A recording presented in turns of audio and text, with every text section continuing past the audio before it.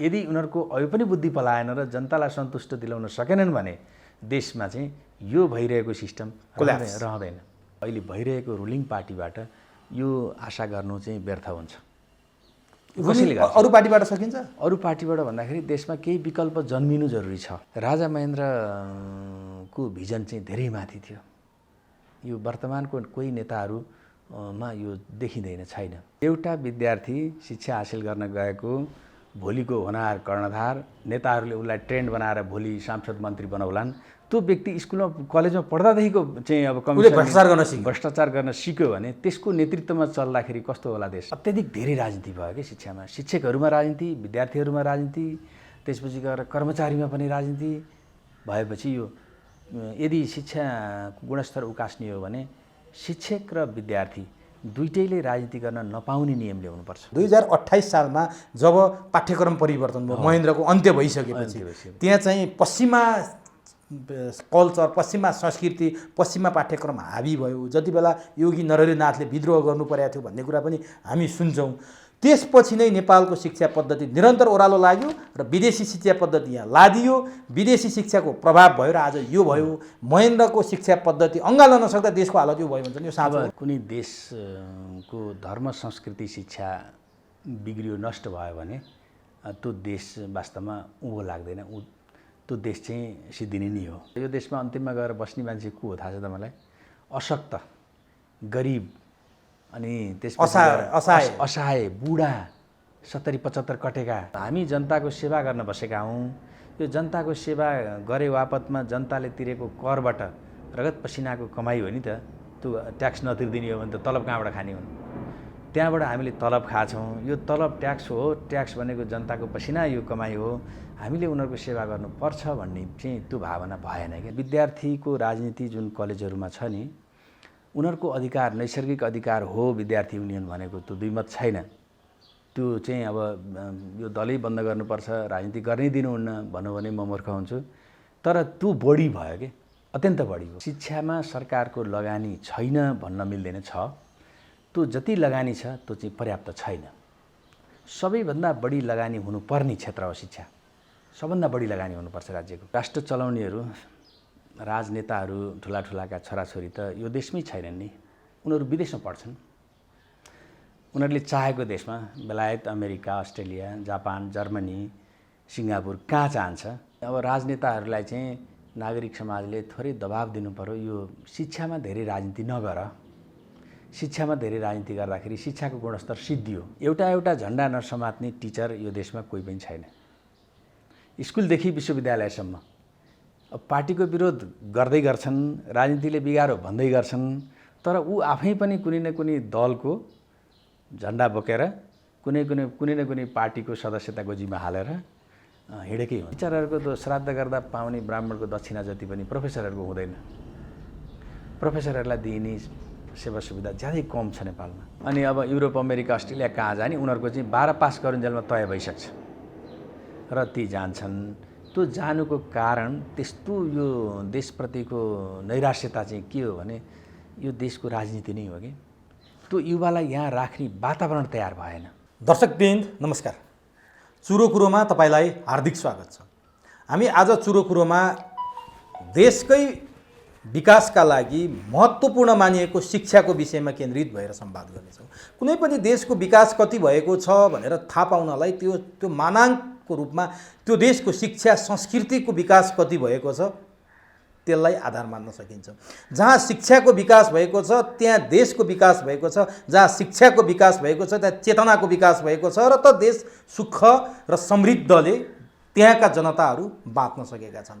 देशमा शिक्षाकै विकास भएन भने त त्यो हिजोको हामी ढुङ्गे युगभन्दा फरक हुन सक्दैनौँ। हिजोको ढुङ्गे युगमा जसरी हामी बाँचेका थियौँ त्यसरी बाँच्नुपर्ने बाध्यता शिक्षाले पार्दछ। शिक्षा बिना कुनै पनि कुराको सम्भव छैन, चाहे राजनीति होस्, चाहे अर्थनीति होस्, चाहे समाज विकास होस्, चाहे हरेक कृषि, सम्पूर्ण कुरामा शिक्षा जरुरी छ। तर त्यो शिक्षाको जग केमा अडिएको छ। त्यो शिक्षा प्रणाली कस्तो छ, त्यो शिक्षा प्रणाली त्यो देशको माटो सुहाउँदो छ कि छैन, त्यो देशलाई सुहाउँदो छ कि छैन, शिक्षा प्रणालीमा खोट भयो भने देशको विकास, देशको समृद्ध र जनताको सुखमा ब्रेक लाग्छ भन्ने कुरा त्यो ध्रुव सत्य कुरा हो। नेपालमा शिक्षाको जग केमा उभिएको छ, नेपालको शिक्षा पद्धति ठिक छ या छैन? हामी 85% किसान छौँ तर हामी विदेशी शिक्षा पढ्न बाध्य छौँ। हामी घोकन्ते विद्यामा आज रुमलिएका छौँ। हामीलाई व्यवहारिक शिक्षा सिकाइएको छैन, हलो बनाउन सिकाइएको छैन, तरकारी रोप्न सिकाइएको छैन, एउटा बिरुवालाई कलमी गर्न सिकाइएको छैन। हामीलाई सिकाइएको छ कसैको जीवनी घोक्न सिकाइएको छ, कसैको जीवनी रट्न सिकाइएको छ। त्यस्ता किसिमका शिक्षाका पद्धतिले, त्यस्ता किसिमका शिक्षाले देशको विकास हुन्छ या हुँदैन? हुनुपर्ने वास्तविकता के थियो? यी यावत विषयमा नेपालको शिक्षाको जग केमा उभिएको छ र शिक्षा पद्धति के हुनुपर्छ, आधुनिक शिक्षा पद्धतिमा कसरी जोड्न सकिन्छ, के आधुनिक पद्धति भन्दा बित्तिकै हिजोका गुरुकुलका शिक्षा पद्धतिका संस्कारहरू छोडेर स्वाट आधुनिकमा जाँदा देशको विकास हुन्छ? ती पूर्वीय संस्कारमा उभिएका पूर्वीय संस्कारका ती जगहरूलाई हामीले किन आज भत्ताभुङ्ग पारेर भत्काएका छौँ? के ती काम लाग्ने छैनन्? यी यावत विषयमा केन्द्रित भएर आज हामी शिक्षा पद्धतिमा नै केन्द्रित भएर संवाद गर्दछौँ। यसका निमित्त आजको चुरो कुरोमा लुम्बिनी इन्टरनेसनल कलेजका प्रिन्सिपल एवं थुप्रै विश्वविद्यालयहरूमा उहाँले काम गरेको अनुभव छ र थुप्रै क्याम्पसहरूमा उहाँले अध्यापन गरिसक्नु भएको छ। डाक्टर केआर दाहाल र उहाँको पुरा नाम डाक्टर खेटराज दाहाल हो। उहाँ चुरो कुरोमा हुनुहुन्छ। उहाँसँग हामी यी यावत विषयमा कुराकानी गर्नेछौँ। सबभन्दा पहिले म चुरो कुरोमा लुम्बिनी इन्टरनेसनल कलेजका प्रिन्सिपल डाक्टर केआर दाहाललाई स्वागत गर्छु। डाक्टर साहब, तपाईँलाई चुरो कुरोमा हार्दिक स्वागत छ। धन्यवाद। तपाईसँग यसअघि पनि मैले कुराकानी गर्ने मौका पाएँ, जुन अरू विषयमा नै थियो, त्यो विषय पनि आम दर्शकले अत्याधिक रुचाइदिनु भयो। आज म शिक्षामै केन्द्रित भएर तपाईँसँग संवाद गर्दैछु। तपाईँ एउटा कलेजको प्रिन्सिपल पनि हो, विभिन्न कलेजमा, विभिन्न विश्वविद्यालयमा तपाईँले अनुभव बटुलिसक्नु भएको छ। डाक्टर साहब, वास्तवमा नेपालको शिक्षाको पद्धति अथवा पाठ्यक्रम अथवा जुन पद्धतिमा नेपालको शिक्षा चलिरहेछ डाक्टर साहब, त्यो ठिक गतिमा, ठिक लयमा, ठिक ढङ्गले चलेको छ या गलत ढङ्गले चलेको छ अथवा सुधार्नुपर्ने केही त्यस्तो देख्नु भएको छ? नेपालको शिक्षाको त्यो जुन लिक छ त्यो ठिक छ डाक्टर साहब? मैले यहाँबाट सुरु गरेँ। अब ठिक छ भनेर कसरी भनौँ, अब बेठिक छ केमा आधारित छ? आधारित चाहिँ तपाईँको यो बडो जटिल छ क्वेसन कि कुनै पनि शिक्षाको जग सबभन्दा पहिला त्यो विकासको लागि अथवा समग्र विकासमै आधारित हुनुपर्ने हो। देशको समग्र विकास के पढाउँदा, कसरी पढाउँदा हुन्छ, त्यो चिजलाई सोचेर नै शिक्षा त्यो करिकुलमको डेभलप गरेको हुनुपर्छ। र शिक्षाको जग भनेको समाज विकासको क्रम सँगसँगै त्यो जगमा नि फेरबदल चाहिँ आउँदै जान्छ। जस्तै तपाईँले अघि नै भूमिका भन्नुभयो, सुरुमा चाहिँ पूर्वीय दर्शनको कुरो तपाईँले ल्याउनु भएको थियो। पूर्वीय दर्शन र पश्चिमी दर्शन यो फिलोसफी हो। पूर्वीय फिलोसफी र पश्चिमा फिलोसफी भनिन्छ। यो चाहिँ पहिला उनीहरूले आफ्नो धर्म संस्कृति अनुसार नै शिक्षा पद्धतिको विकास गरेका थिए। पश्चिमाहरूले आफ्नो ढङ्गले, पूर्वीयहरूले आफ्नो ढङ्गले, र हाम्रो चाहिँ खास गरिकन पूर्वीय संस्कृति भन्ने बित्तिकै अब यो धर्म संस्कृतिसँग धेरै आधारित छ। हिन्दू धर्म, हिन्दू फिलोसफी धेरै बढी पढाइन्थ्यो। अब नेपालमै एउटा उखान छ, शिक्षा नपाए काशी जानु, न्याय नपाए गोर्खा जानु भन्ने। अब अहिले त गोर्खामा न्याय पाइन्छ पाइँदैन, गोर्खालीहरूले जानुन् होइन। त्यो बेलामा 22-24 राज्य हुँदाको कुरा हो यो। अनि शिक्षा नपाए काशी जानु भनेको त्यहाँनिर बनारसमा चाहिँ हिन्दू विश्वविद्यालय अहिले पनि छ। त्यतिखेर यो वेद पुराण पढाउने चाहिँ अब तपाईँको संस्कृतको चाहिँ तलदेखि माथिसम्म पढाउने सबै व्यवस्थापन थियो। फ्रीमा पढाइन्थ्यो र धेरै नेपालीहरू पढ्न पाएनन् भने गरिब धनी सबै, यहाँ त केही पनि थिएन, त्यहाँ गएर पढेर आउँथे पहिला सुरुमा। र पछि अब विकास हुँदै गइसकेपछि अब अङ्ग्रेजी शिक्षा पनि नभई नहुने महसुस गरेर अनि हाई स्कुलदेखि नै अङ्ग्रेजी भाषा पनि थप गरेर पढाउन थालियो। अनि पश्चिमाहरूको शिक्षाको नक्कल पनि गरियो। बिस्तारै शिक्षामा सुधार हुँदै आयो। तर के भयो त भने सुधार गरिएको भनिए तापनि हाम्रो धर्म संस्कृति, हाम्रो परम्परा चाहिँ बिस्तारै मासिँदै गयो क्या। अब तपाईँ कसरी मासियो भने पढे लेखेकै एउटा व्यक्तिले 9-10 क्लाससम्म पढ्ने व्यक्तिलाई त पढे लेखेकै मानिन्छ। अब हाम्रो पालातिर त त्यो त एसएलसी पास गरेपछि विद्वान हुन्थ्यो। त्यो ठुलै बच्चाले पनि धान कसरी रोपिन्छ, कहाँ फल्छ, मकै कहाँ फल्छ, कसरी रोपिन्छ, गहुँ कहाँ कसरी लगाइन्छ, कहाँ फल्छ, दुध कहाँबाट आउँछ भन्ने कुराहरू नबुझेको जस्तो हुन थाल्यो कि बच्चा बच्ची चाहिँ त्यो घोकन्ते विद्यामै कलेजमा अथवा स्कुलमा टिचरले पढाउँछ यसरी पढाइदिन्छ कि प्राइभेटमा त्यो उसले दिएको क्लासमा पढाएको नोटहरू रट्न लगाइदिएपछि त्यो रटेपछि उसले जति पनि नम्बर ल्याउन सक्ने अनि बाबुआमा पनि छोराछोरीले धेरै नम्बर ल्यायो भने दङ्ग त्यसैमा क्या उसले जान्यो कि जानेन भन्दा पनि उसले कति नम्बर ल्यायो जाँचमा कति नम्बर ल्यायो भन्नेमा मक्ख छन्। अब शिक्षाको जग केमा आधारित छ तपाईँले भन्नुभयो। अब अहिले अर्को अर्थमा भन्नुपर्दा शिक्षाको जग त हाम्रो देशमा राजनीतिमा आधारित छ क्या, राजनीतिमा अडेको छ। कसरी राजनीतिमा अडेको छ? अब शिक्षा मन्त्री जो हुन्छ नि उसले समग्र शिक्षा यसरी पढाउने, हाई स्कुलमा यो कोर्स लागू गर्ने यो नगर्ने। अब हुँदाहुँदै केसम्म आयो यहाँ भने अहिले लागू भयो कि भएन विरोध त खुब आएको थियो। गणित जस्तो साइन्स जस्तो विषयलाई ऐच्छिक रूपमा ऐच्छिक विषयको रूपमा राख्ने। पहिला पनि ऐच्छिक नै थियो नि साइन्स त, होइन र? ऐच्छिक थिएन, साइन्स ऐच्छिक थिएन।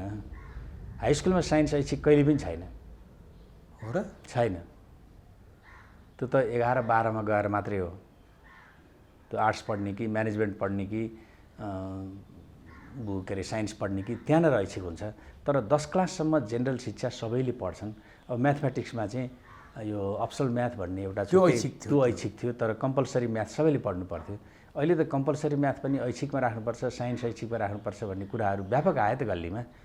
यसको कारण के हो? यो त व्यापक चल्यो। यो के कारण हो भन्दाखेरि अब कुन चाहिँ देशले अथवा कुनै संस्थाले त्यो शिक्षा मन्त्रालयमा प्रभाव पार्यो र अब एउटा कुनै एमाउन्ट बजेट यति यो गरिस् भने यो बजेट दिन्छु भन्यो होला। यहाँनिर त हुने नहुने भन्दा पनि के कति आउँछ। यहाँ धेरै प्रोजेक्टहरू आउने जाने पनि गरेका छन् नि त, धेरै प्रोजेक्टको विरोध भएको छ नि। त्यो भनेको यति अरब आउँछ भनेपछि गभर्मेन्टमा बसेकाहरूलाई ओहो यति आउने रहेछ, देशमा त कायापलटै हुने रहेछ भन्ने सोच हुनसक्छ। तर त्यसको दीर्घकालीन असर चाहिँ के हुन्छ भन्ने कुरो उनीहरूलाई त्यो थाहा हुँदैन, विश्लेषण गर्ने फुर्सद हुँदैन। तपाईँले विश्लेषण गरिदिनु भयो, मैले गरेँ अथवा अरू धेरै विज्ञहरूले गरिदिए भने पनि उनीहरू पत्याउन त्यो अनुसार चल्न तयार छैनन् कि। राजनीतिले शिक्षालाई बिगारेको छ। भनेपछि नेपालको शिक्षाको जग राजनीतिमा उभिएको कारण यति कमजोर भएको छ। राजनीतिको जगमा उभिनु नपर्ने, तर राजनेताहरूले जे चाह्यो त्यही नै हुन्छ शिक्षा। त्यो उनीहरूले आफ्नो जस्तो राजनीतिमा उभ्याउँदा राजनेताहरूलाई अथवा राजनीतिक दललाई चाहिँ फाइदा के छ?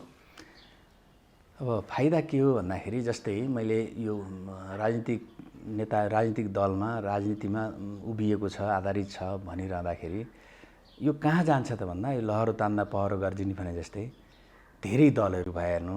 अनि त्यो दलहरूका चाहिँ भातृ सङ्गठनहरू हरेक कलेजमा छन् कि, हरेक कलेजमा। काङ्ग्रेसको छ, एमालेको छ, माओवादीको छ, राजपाको छ, जसपाको छ, राप्रपाको छ, सबैका त्यो भातृ सङ्गठन कलेजमा छन्। अनि उनीहरूले के अनि त्यो विद्यार्थी सङ्गठनहरूले के गर्छन्, कसरी काम गर्छन् भन्दा उनीहरूका नेताहरूले जे निर्देशन दिन्छन् त्यसलाई उनीहरूले फलो गर्छन् कि।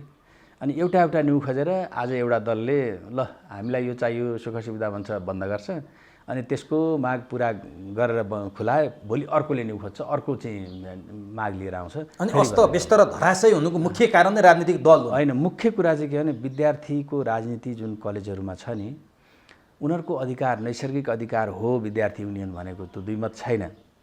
त्यो चाहिँ अब यो दलै बन्द गर्नुपर्छ, राजनीति गर्नै दिनुहुन्न भनौँ भने म मूर्ख हुन्छु। तर त्यो बढी भयो कि, अत्यन्त बढी भयो। तर बढी भयो भनौँ भने विगत 22-23 वर्षदेखि स्वतन्त्र विद्यार्थी युनियनको चुनाव हुन सकेको छैन। विद्यार्थी युनियन यदि कलेजमा हुँदैनथे भने कलेजको प्रशासनले अथवा त्यहाँका प्राध्यापकहरूले कलेजको सम्पूर्ण कुरालाई चाहिँ ट्रान्सपरेन्सी नगरेर सबै ध्वस्त पार्थे। कम्तीमा विद्यार्थीले एउटा वाचडगको भूमिका गरेको छ त्यहाँको स्वतन्त्र विद्यार्थी युनियनले। विकास निर्माणमा कलेजका ती सम्पूर्ण कुरामा उनीहरूको आवाज उठेन भने कलेज चाहिँ एक प्रकारले तानाशाही हुन्छ प्रशासन, त्यसकारण पनि त्यो फोर्स चाहिन्छ भन्नेहरू पनि छ। यो प्रजातान्त्रिक भाषा हो, तपाईँको भाषा बडा मिठो छ, राम्रो छ, तर व्यवहारमा त्यो छैन क्या। त्यहाँ विद्यार्थीहरू जो इन्जिनियरिङ पढ्दैछन्, मेडिकल पढ्दैछन्, एग्रिकल्चर पढ्दैछन् कलेजहरूमा, विभिन्न प्राइभेट कलेजहरू भयो नि अहिले, ती नेताहरूले के गर्छन् भने उनीहरू आफू त पढ्दैनन्, आफ्नो पढाइ त गोलमाल भयो उनीहरूको, ती उनीहरूका साथीहरू पढ्नेहरूको पनि पढाइ गोलमाल गरिदिन्छन्, उनीहरू डिस्टर्ब गर्छन्। अनि के गर्छन् भने अब वाचडगको काम गरेका छन् भन्ने कुरो तपाईँको जायज हुनसक्छ, तर त्यसका बेफाइदा के छन् त भने त्यो व्यक्ति अहिलेदेखि नै भ्रष्ट भयो कि कलेजमा बार्गेनिङ गर्छ, गएर इन्जिनियरिङ कलेजमा मलाई यति सिट चाहियो भनेर ब्याचलर पढाइरहेका कलेजहरू छन्, हरेक एडमिसनको पिरियडमा एउटाबाट न्यू खोजेर बन्द गर्छन्, अनि त्यसपछि यति सिट चाहियो भन्छ, 2टा 4टा, अब कलेज बाध्य हुन्छ बिचरा, अब मर्नुभन्दा बौलाउनु निको भने चाहिँ अनि छुट्याइदिन्छ। र तिनीहरूले के गर्छन् भने आफ्नै साथीहरूलाई त्यो सेट बिक्री गर्छन्। ओहो, अब तपाईँले वाचडगको काम गरिरहँदा, पारदर्शीको कुरा गरिरहँदाखेरि एउटा विद्यार्थी शिक्षा हासिल गर्न गएको भोलिको होनहार कर्णधार नेताहरूले उसलाई ट्रेन्ड बनाएर भोलि सांसद मन्त्री बनाउलान्, त्यो व्यक्ति स्कुलमा कलेजमा पढ्दादेखिको चाहिँ अब भ्रष्टाचार गर्न सिक्यो भने त्यसको नेतृत्वमा चल्दाखेरि कस्तो होला देश? मैले एउटा सुनेको थिएँ डाक्टर साहब, यो कतिको सत्य हो? तपाईँ कलेज चलाएर बस्नु भएको छ, कतिपय विद्यार्थी सङ्गठनका बहुसङ्ख्यक शक्तिशाली पार्टीका विद्यार्थी सङ्गठनका शक्तिशाली नेताहरूका छोराछोरी राम्रा राम्रा महँगा कलेजहरूमा आफ्ना छोराछोरीलाई निःशुल्क पढाउँदछन्, नपढाउनेलाई दबाब दिन्छन् अथवा आन्दोलन गर्छन्। मलाई एक ठाउँबाट फोनै आएको थियो, यसरी भएको छ भनेर। के चाहन्छ हो डाक्टर साहब? होइन, त्यो चाहिँ मैले भोगेको छैन है, मैले भोगेको छैन, तर सुन्नमा त तपाईँले सुन्नमा त तपाईँले जे सुन्नुभयो उही यो देशको नागरिक भएको नाताले जे तपाईँले सुन्नुभयो मैले पनि सुनेको छु।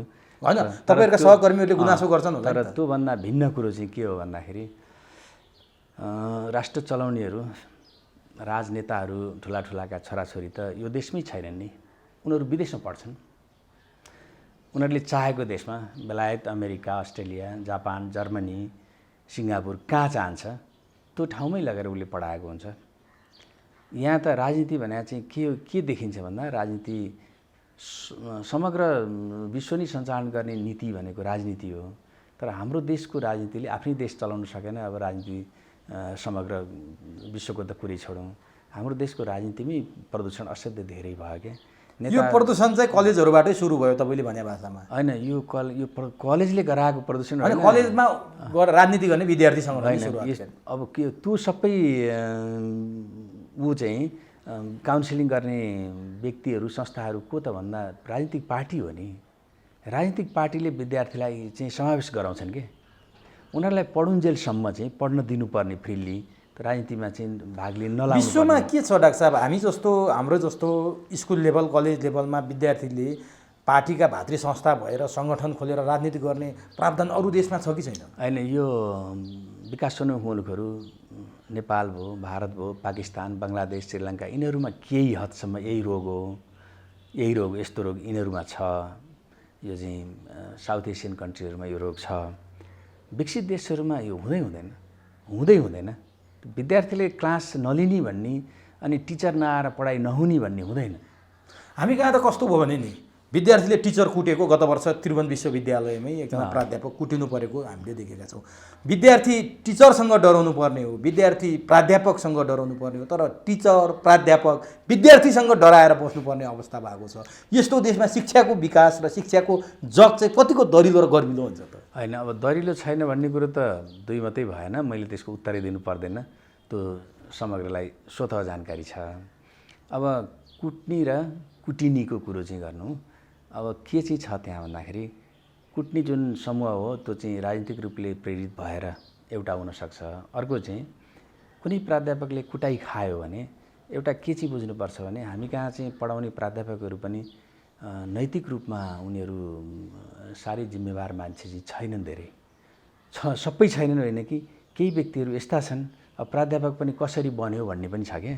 प्राध्यापकहरू बाली पकाएर बन्छन् क्यों यहाँ त धेरै जसो।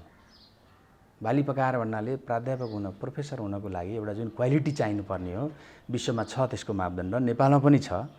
अब यति रिसर्च गरेको हुनुपर्ने, यतिवटा पेपर पब्लिस गरे हुनुपर्ने, यतिजनालाई पिएचडीमा सुपरभिजन गरेको हुनुपर्ने, सबै छ।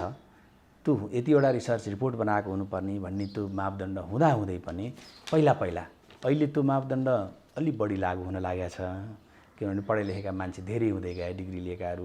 नत्र पहिला त्यो मापदण्ड राम्ररी लागू भएको थिएन।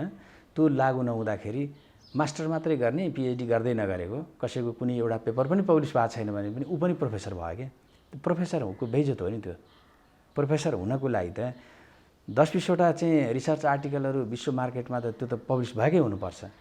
उसले 10-20जनालाई गाइड गरिसकेको त हुनुपर्छ र सँगसँगै उसको 15-20 वर्षको अनुभव पनि चाहिन्छ पढाएको। यी मापदण्डहरू पुरा नगर्दै पनि प्रोफेसर भएको रेकर्डहरू छ यहाँ।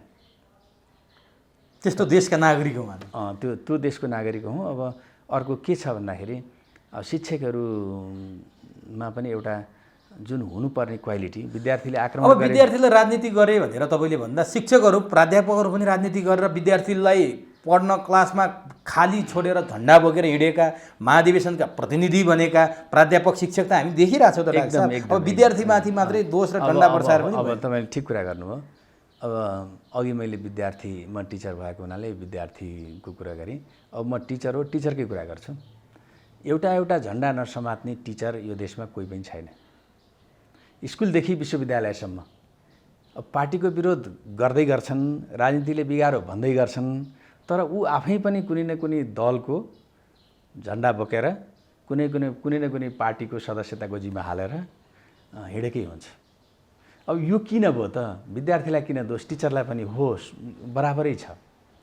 अब चाहिँ पार्टीको झन्डा बोकेर हिँड्ने, पार्टीको वकालत गर्ने, अनि लौ न मलाई त म यति वर्ष पढाएँ, मेरो यो योग्यता छ, मलाई फलाने ठाउँ पुर्याइदेऊ भनेर प्रोफेसर आफै धाउँछन्। लौ न मलाई राजदूत बनाइदेऊ, अथवा मलाई फलाने ठाउँको CEO बनाइदेऊ या GM बनाइदेऊ, फलाने ठाउँको अध्यक्ष बनाइदेऊ भनेर अब विश्वविद्यालयका दिग्गज प्रोफेसरहरू आफै गए हुन्छन्, धाउँछन्। त्यो धाउनी भएपछि नेताले हेप्ने भयो, किनभने त्यो नेतालाई वर्षौँ पढाउन सक्ने एउटा प्रोफेसर लौ न मलाई यो बनाइदेऊ भनेर धाउँछ ऊ त्यहाँ भनेपछि त उसले त्यसलाई मान्छे मान्दैन नि त। प्रसङ्ग चाहिँ अब कोट्याइहाल्नु भयो। त्यो यो गफ गरेर त कैयौँ दिन लाग्छ क्या, कहाँ 1 घन्टा यो चाहिँ एकछिनको बसाइमा तपाईँको बेसी दिँदैन यो। तर फेरि नि डाक्टर साहब, जस्तो जुनसुकै कुरा निर्माण गर्नलाई पनि जग चाहिन्छ। त्यो जग शिक्षाले बनाइन्छ। त्यो शिक्षा चाहिँ शिक्षकले प्राध्यापकले बनाइदिन्छ। आज नि त्यो शिक्षक, त्यो प्राध्यापक अब अमेरिका अथवा बेलायत, क्यानाडा, अस्ट्रेलिया ती विकसित देशमा जानुभयो भने त्यहाँ यदि सबैभन्दा बढी सम्मान कसैको छ भने शिक्षक या प्राध्यापकको छ। नेपालमा सबैभन्दा अपहेलित र सबैभन्दा दूर र छिछीको कोही प्रति छ भने प्राध्यापक र शिक्षकप्रति छ। यो कसको कारणले भएको? यसो अब तपाईँले राम्रो प्रसङ्ग निकाल्नुभयो। अहिले त धेरै सुधार भयो। पहिला मैले SLC गर्दाको बखततिरको कुरा गरौँ, कतै जागिर पाएन भने अनि मास्टर बन्ने भन्ने थियो क्या हाम्रो देशमा।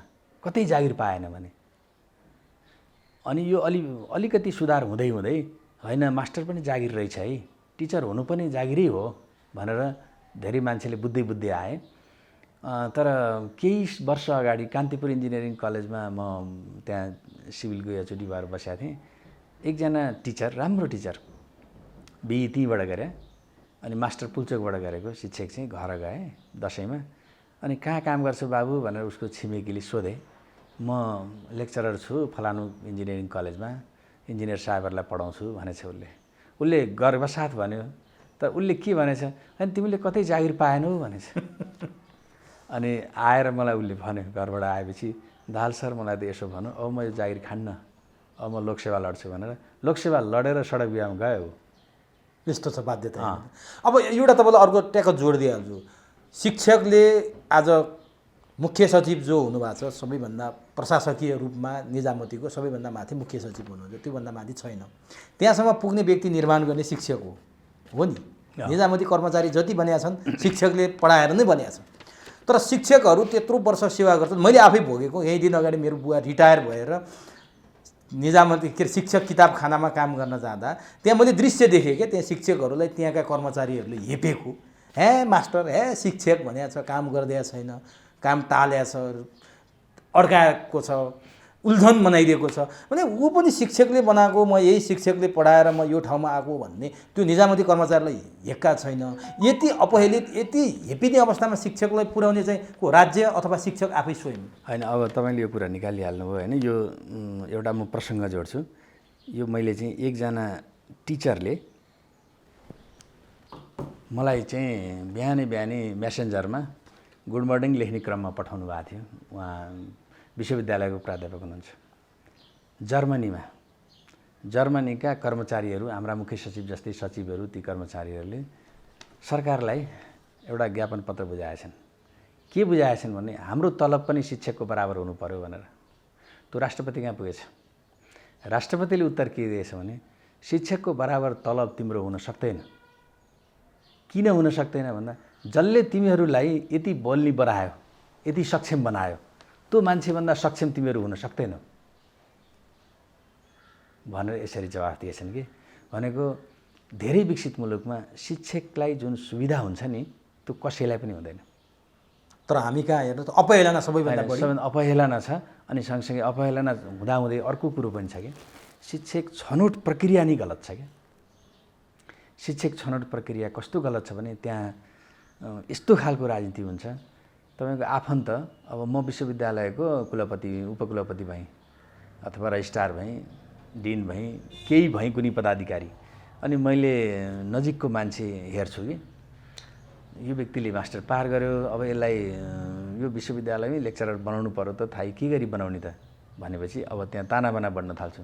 पहिला आंशिकमा राख्ने, आंशिकबाट उसलाई फुल करारमा राख्ने, अनि त्यो फुल करार भइसकेपछि अब पूर्णकालीन भएपछि अब त्यसलाई भित्रभित्रै आन्तरिक प्रतिस्पर्धा गराएर थाहै गरिदिने। अनि यस्तो किसिमको छ क्या दुर्गन्ध। छनौट प्रक्रिया नै गलत छ। अब यो यही कुरामा नि डाक्टर साहब, त्रिभुवन विश्वविद्यालय सबैभन्दा जेठो विश्वविद्यालय हाम्रो नेपालको।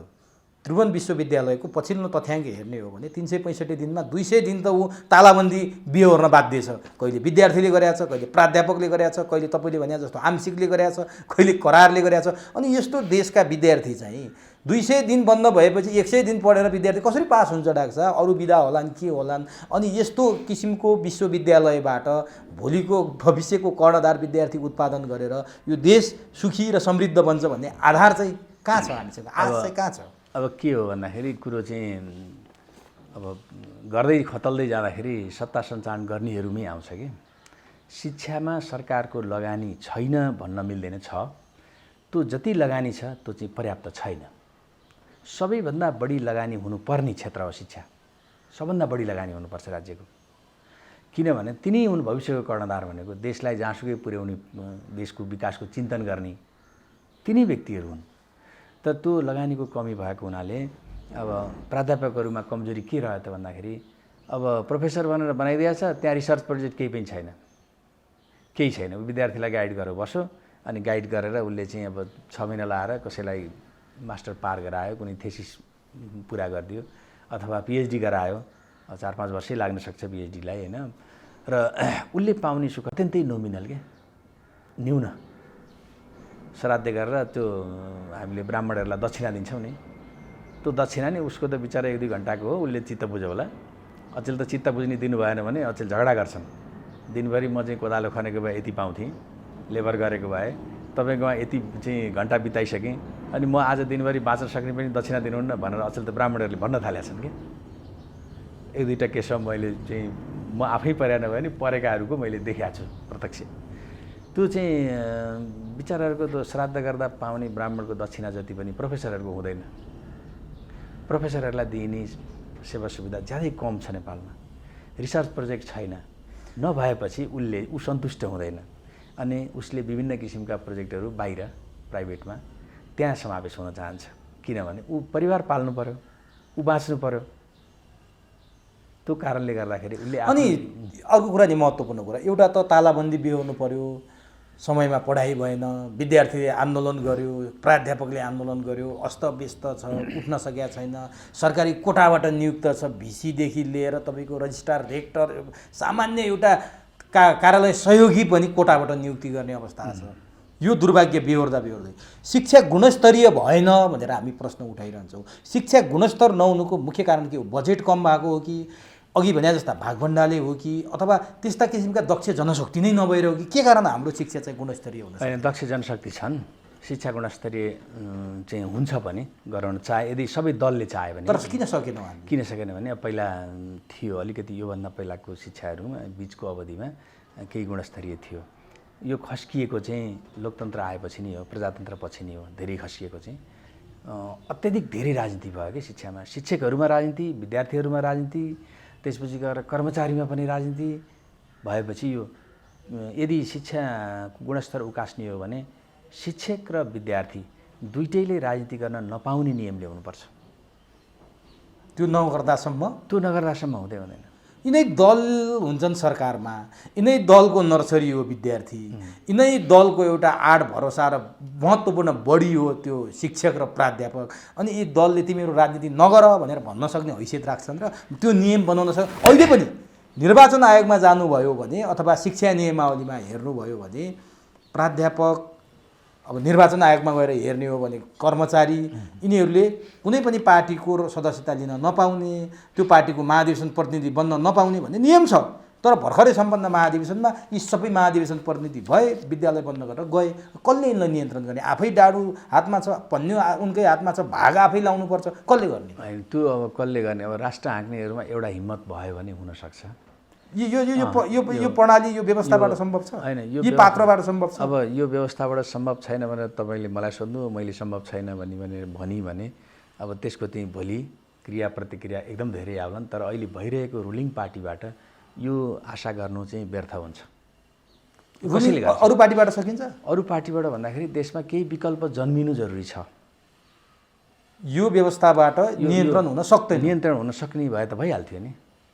सक्ने भए त गरिहाल्थ्यो नि। उनीहरूलाई पनि थाहा छ, सबै मन्त्रीलाई थाहा छ, सबै नेताहरू, सबै मान्यजीहरूलाई थाहा छ कि यो अत्यधिक पोलिटिक्स। अब राज्यको कमजोरी यति मात्रै हो कि यिनीहरूलाई राजनीति गर्न दिनु यिनीहरूको राज्यको कमजोरी हो कि अरू लुप होलहरू पनि राज्यका छन्? अथवा कुन कुन कमजोरीले? हामीले त एउटा राजनीति मात्रै गऱ्यौँ नि त, अरू कहाँ कमजोरी भएका छन्? त्यो के हुनसक्छ? अब तपाईँ के हो भन्दाखेरि ठिक छ, यो दलीय व्यवस्थामा भागभन्डा हुनु, यो दलको चाहिँ मेरो पार्टीको यहाँ भिसी बना, तेरो पार्टीकोलाई त्यहाँ भिसी बनाइदिन्छु भनेर जुन भइरहेछ अहिले। हजुर, पार्टीले बाँड्छन्। पार्टीहरूले विश्वविद्यालय कति छन्, त्यसमा भिसी कसको, कुन विश्वविद्यालयमा कसको भिसी हुने, रजिस्ट्रार कसको हुने, डिन कसको हुने, क्याम्पस चिफसम्मको भागभन्डा हुन्छ हेर्नु होइन। त्यो कमसेकम एउटा हामी समझदारी कायम गरौँ, प्रतिस्पर्धा गराएर लैजाउँ, यो दलीय भागभन्डा चाहिँ नगरौँ भन्ने समझदारी यदि ल्याउने हो भने चाहिँ 50%मा झर्छ एकैचोटि। अरू 50% के हो त्यो लुप? अरू 50% लुपहोलहरू भनेको चाहिँ अब त्यहाँ काम गर्ने टिचरहरूलाई हेर्नुहोस् के छ भने, टिचर अयोग्य भन्दाखेरि पनि जब शिक्षक हामी बनाउँछौँ नि, बनाएपछि उसलाई हामीले बेला बेलामा सम्बन्धित तालिम दिनुपर्ने हुन्छ। तालिम प्राप्त शिक्षक स्कुलमा छ, त्यो क्याम्पसमा छैन। स्कुल लेभलमा छ, विभिन्न ढङ्गले माध्यमिक शिक्षकसम्मलाई तालिम दिइन्छ। तर क्याम्पस लेभलमा गएपछि विभिन्न किसिमका ट्रेनिङहरू दिनुपर्ने, यो आधुनिक इक्विपमेन्टहरू चलाउन सिकाउनु पर्ने, अनि मेटेरियलहरू चाहिने उपलब्ध गराउनु पर्ने, अनि लाइब्रेरीको व्यवस्थापन राम्रो गर्नुपर्ने, यी चिजहरू छन्। त्यो चाहिँ तपाईँको व्यक्तिलाई दक्ष बनाएन, उसले आफ्नो दक्षता विद्यार्थीलाई पोख्ने हो। तर बजेट कहाँ जान्छ त? वर्षेनी बालुवामा पानी जस्तो भएन? शिक्षामा छुट्याएको बजेटले केही नतिजा निकालेको त देखिएन। होइन, यस्तो छ, त्यो नतिजा हामीले चाहिँ त्यहाँ चाहिँ अलिकति गाह्रो छ त्यो इभ्यालुएसन गर्नलाई। किन भन्दाखेरि लगानी गर्छ, जस्तो तपाईँले लामो समय पत्रकारिता गर्नुभयो, तपाईँलाई मनमा नै के लाग्छ भने म हिजो जे थिएँ त्यही त हो नि, म त्यही सुवेदी हो, म फरक सुवेदी होइन। तर तपाईँमा धेरै परिवर्तन भएको छ, धेरै नलेज प्राप्त गर्नुभएको छ। तपाईँले आफ्नो क्षमता आफूले जज गर्न सक्नुहुन्न, त्यो अर्कोले गरिदिने हो। त्यो हुन्छ, त्यो छ, केही न केही चाहिँ छ। आशा लाग्ने ठाउँ छ कि होइन? आशालाई त निराशावादी भयो त के होइन? अहिलेसम्म तपाईँले देखेको चाहिँ नि यहाँनिर चाहिँ ठिक भएको छ है, यो आशाको पुञ्ज छ, आशाको किरण छ, अरू बिग्रे पनि भत्के पनि यति चाहिँ सन्तोष लाग्ने ठाउँ छ भनेर ठ्याक्क तपाईँले देखेको कुरा चाहिँ के छ? होइन, सुन्नु न, कुरा के हो भन्दाखेरि हामीले सकारात्मक रूपमा लिउँ। यो खतमै भयो, ध्वस्तै भयो, अब यो देश छोडेर हिँडेर कता जाने, कसको नागरिक बन्ने? झन् चौथो दर्जाको नागरिक हुन्छ। त्यसकारण तपाईँ हामी सबैजना मिलेर, अब नेताहरू पनि त यो देशमै रहन चाहन्छन्, भागेर जान कोही पनि चाहँदैन, देश छोडेर जान कोही पनि चाहँदैन। किनभने यति सुख सुविधा यसरी जनतालाई अल्मल्याउनु अन्त पाइँदैन। अरू देशमा गएर कहीँ सिटिजनसिप चाहिँ लियो कुनै देशको, त्यहाँ प्रतिनिधि नै भयो, मन्त्री नै भयो भने पनि जनतालाई झुक्क्याउन यहाँ जति अन्त पाइँदैन, यहाँ जति सजिलो अन्त छैन। यहाँ त जनता त हामी त भेडा छौँ नि त, हामीलाई त मजाले चाहिँ झुक्काउँछन् नि। तर नि तपाईँले नजाने त भन्नुभयो देश छोडेर, तपाईँले पढाएका कति विद्यार्थीहरू ब्रेन ड्रेन भएर आज चाहिँ विकसित देशहरूमा गइसके होलान्, गएका पनि होलान्। अनि यहाँ पढिरहेका मेरा विद्यार्थीहरू, म त हिँडी सर, म अस्ट्रेलिया गएँ, म जापान गएँ भनेर यी मलाई भन्न आउँछन्। अनि देश कसरी भन्छ त डाक्टर साहब? हाम्रो युवा पुस्ता जोसँग ब्रेन छ त्यो अस्ट्रेलिया ड्रेन भइसक्यो, जोसँग मसल छ ऊ अलिक पढेको छैन त्यो खाडी राष्ट्रमा गइसक्यो। खाडी राष्ट्रमा पैसा तिरेर भिसा लाउन नसक्ने भारतको कालापारमा छ। अनि यहाँ को छ त? देश कसरी बन्छ त? अब अर्को डरलाग्दो कुरा, +2 पास गरेपछि मान्छे कि पासपोर्ट बनाउने लाइनमा छ कि कन्सल्टेन्सीमा धाएर कसरी विदेश जान सकिन्छ पढ्न भन्ने लाइनमा छ। अनि यो देशमा को बसेर ब्रेन पनि छैन, मसल पनि छैन, अनि अलिकति युवा पनि छैन, अनि कसरी बन्छ देश? अब हेर्नुहोस् के हो भन्दाखेरि 1962मा इतिहास पढ्दाखेरि देखाएँ 1962मा चाहिँ दक्षिण कोरिया ध्वस्त भएको देश हो। ध्वस्त भइसकेपछि उसले 1962को चाहिँ अवस्थामा केही नै थिएन क्या त्यो देशमा। अनि त्यहाँका जसरी हाम्रो ब्रेन ट्रेन भएको छ नेपालीहरू, हामीले हाम्रो देशको कुरा गरौँ, इन्डियामा पनि छ त्यो। इन्डियाका पनि धेरै राम्रा राम्रा साइन्टिस्टहरू विदेशमा छन्, किनभने सरकारले त पाल्न सक्दैन कि। तर हाम्रोभन्दा चाहिँ माथि छ उनीहरूको, हाम्रोभन्दा सबै कुरा माथि छ, सुरक्षा पनि छ, शान्ति पनि छ, यति धेरै राजनीति हुँदैन। र तपाईँको चाहिँ कोरियाको उदाहरण म चाहिँ तपाईँलाई सिद्ध्याउँछु। कोरियाको सरकारले 1962मा के गरेछ भने विदेशमा बसेका सबै आफ्ना म्यान पावरहरू पत्ता लगाएर उनीहरूलाई घर आऊ, स्वदेश फर्क, त्यो सरकारले जति दिएको छ त्यहाँ जति पाउँछौ त्यति हामी तिमीलाई यहीँ दिन्छौँ भनेपछि धेरै मान्छे फर्किए। सबै फर्किए होइन, धेरै फर्किए। उसले त्यहाँ जे सुख सुविधा पाएको थियो सबै दियो। दिनभरि रातभरि तिनीहरूले पुरा गधा चाहिँ काम गरे। काम गरेर अब दक्षिण कोरियाको अहिलेको आर्थिक अवस्था हेर्नुभयो भने धेरै माथि छ र धेरै क्षेत्रमा उसले विकास गर्यो, धेरै क्षेत्रमा। अब हेभी इक्विपमेन्टको विषयमा चाहिँ कुरा गर्दाखेरि अब कुनै कुनै मेसिनहरू त जापानले पनि बनाउन नसकेको पनि बनायो भन्ने सुनिन्छ। एकदम माथिल्लो स्तरको छ। र नेपालमा पनि त्यहीँबाटै आउँछन् धेरै हेभी इक्विपमेन्टहरू। अब इन्टरनेसनल चाहिँ यो ग्लोबल टेन्डर भयो भने दक्षिण कोरियाले धेरै ठाउँमा बिडिङ गरेको छ। नेपालमा पनि छ दक्षिण कोरियाले गरेका कामहरू, अब विश्वभरिमै छ उसको। र उनीहरूको म्यान पावर पनि राम्रो भयो। नेपालमा अहिले दक्षिण कोरियाबाट पिएचडी गरेर आउनेको सङ्ख्या पनि ठुलो मात्रामा छ भनेपछि उनीहरूले अन्तर्राष्ट्रिय स्तरको शिक्षा। तपाईँले एउटा आशा त देख्नुभयो भोलि नेपाली पनि फर्कन चाहने भने फर्कन्छन् भन्ने। तर आज 15-16 वर्ष भएको कुनै युवा साँझ सुत्दाखेरि अमेरिकाको सपना देखेर, क्यानाडा, युरोप, अस्ट्रेलियाको सपना देखेर सुत्छ। बिहान उठ्दा पनि उसको सपना त्यही छ। उसलाई नेपाल थाहा छैन, उसलाई नेपालको जमिन बाँझो छ त्यो मतलब छैन, नेपालको युनिभर्सिटीमा के भइरहेछ थाहा छैन, यहीँबाट डक्टरेट गर्न सकिन्छ, यहीँ मैले रोजगार पाउँछु भन्ने सोचाइ नै छैन उसको। उसको ध्यान कि त पासपोर्ट बनाउने लाइनमा छ कि एयरपोर्टबाट उडेर विदेश जाने उसको सपना छ। उसको साथीहरू त्यही भन्छन्। यहाँको कमाइले उसले आफ्नो चाहिँ रहनसहन जीवन बिताउन पनि सक्दैन, अझ भोलि बिहेबारी गर्नु पर्ला, व्यवहारिक हुनु पर्ला, घर धान्नु पर्ला, बाध्यता पनि छ नि डाक्टर साहब। यहाँ के छ भन्दाखेरि यो तपाईँलाई चाहिँ भइरहेको अवस्थाको जानकारी दिउँ है। जस्तै जाँच लिन्छ विश्वविद्यालयले, जाँच लिन्छ। अब ब्याचलरको मास्टरको जाँच लिन्छ। कोही इयर सिस्टममा छन्, कोही चाहिँ सेमेस्टरमा छन्। अब जाँच लिएको वर्ष दिन पुगिसक्छ, विश्वविद्यालयले एउटा लेभलको रिजल्टै गर्दैन। 3 वर्षको कोर्स 5 वर्ष पुगिसक्दाखेरि पनि त्यो विद्यार्थी त्यो प्रमाणपत्र पाउनु त्यो जाँच दिइरहेको हुन्छ। अनि एउटा अचम्म लाग्दो कुरो चाहिँ के छ भने जो मान्छे जहाँ छ, जुन कुर्सीमा छ नि, त्यसले आफ्नो ड्युटी निर्वाह गरेन क्या। अब परीक्षा नियन्त्रण कार्यालय के हेरेर बस्छ होला त? जाँच लिएको 1 वर्ष पुरा हुँदाखेरि पनि उसले रिजल्ट निकाल्दैन। जाँचको रिजल्ट निकाल्न 1 वर्ष त टाइम लाग्दैन। अनि त्यो बिचरा पीडित। अनि तपाईँले भनिरहेको एउटा मास त्यो चाहिँ अत्यन्तै दुःखदायी छ, अत्यन्तै भयावह छ यो अवस्था। 11-12 पढेका व्यक्तिहरू 12 पास गरिसकेपछि 11मा भर्ना हुँदै म कुन देशमा जाने भनेर खोजी गर्न थाल्छ। अनि 12को लास्टमा पुगेपछि म फलानु देशमा जाने, मम्मी बाबा उनीहरूको साथीभाइको सर्कलमा कुरै त्यही बाहिर जाने छ। त्यही हुन्छ। बाउको कुरा छैन, आमाको छैन, समाजको छैन, साथीभाइको छैन, छिमेकीको छैन, खेतबारीमा के उमार्ने भन्ने छैन, त्यही छ कुरो। अनि अब युरोप, अमेरिका, अस्ट्रेलिया कहाँ जाने, उनीहरूको चाहिँ 12 पास गरुन्जेलमा तय भइसक्छ र ती जान्छन्। त्यो जानुको कारण त्यस्तो यो देशप्रतिको नैराश्यता चाहिँ के हो भने यो देशको राजनीति नै हो कि। त्यो युवालाई यहाँ राख्ने वातावरण तयार भएन, त्यो रमाइलो वातावरण छैन। अनि उसले पढेर अवसरको खोजी, उसलाई अवसरै केही पनि छैन। ब्याचलर गरौँ, अहिले तपाईँलाई चाहिँ अरू विषयको छोडिदिउँ, डक्टर इन्जिनियरको कुरा गरौँ, त्यो अलिकति माथिल्लो लेभलको प्राविधिक मानिन्छ अहिले पनि। त्यो डक्टरहरूले पनि बेरोजगारी समस्या भोग्नु परेको छ। इन्जिनियरले भोग्नु पऱ्यो। अब इन्जिनियरको त हजारौँ सङ्ख्यामा छन्। हजारौँ होइन लाखौँको सङ्ख्यामा छन् इन्जिनियरहरू त, तर डक्टरहरू पनि हजारौँको सङ्ख्यामा।